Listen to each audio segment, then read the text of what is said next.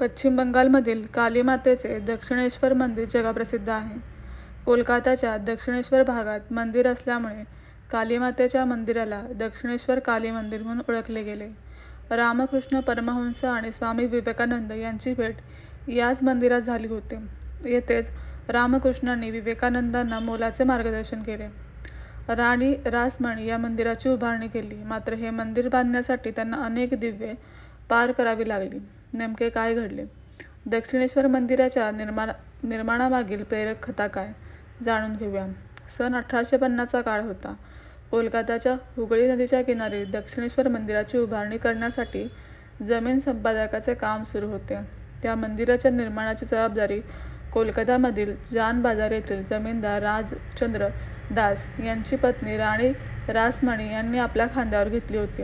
मात्र समाजातील काही लोकांना ही बाब पटली नाही. त्या काळात धनाढ्य जमीनदारांनी या मंदिराच्या बांधकामाविरोधात अनेकविध खटले दाखल केले गेले.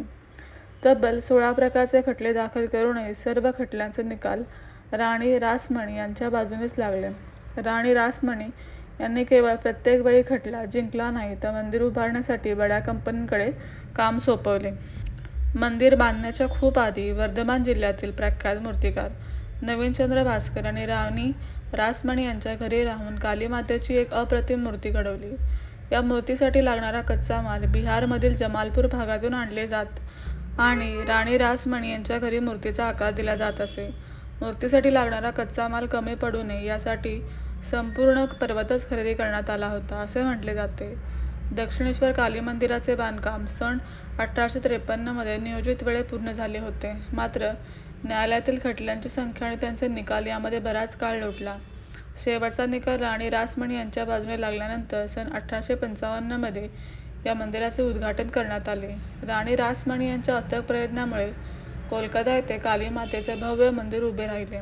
इतिहासात प्रथमच राणी रासमणी यांच्यानंतर त्यांच्या कन्यांवर या मंदिराच्या व्यवस्थापनाची जबाबदारी सोपवण्यात आली. उद्घाटनानंतर दक्षिणेश्वर मंदिराला आधुनिक युगातील सर्वात भव्य काली मातेचे मंदिर म्हणून दर्जा मिळाला.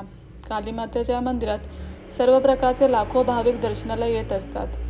देशात हजारो मंदिरे आहेत, मात्र दक्षिणेश्वर काली मंदिराचे महत्त्व विशेष आणि वेगळे असल्याचे दिसून येते.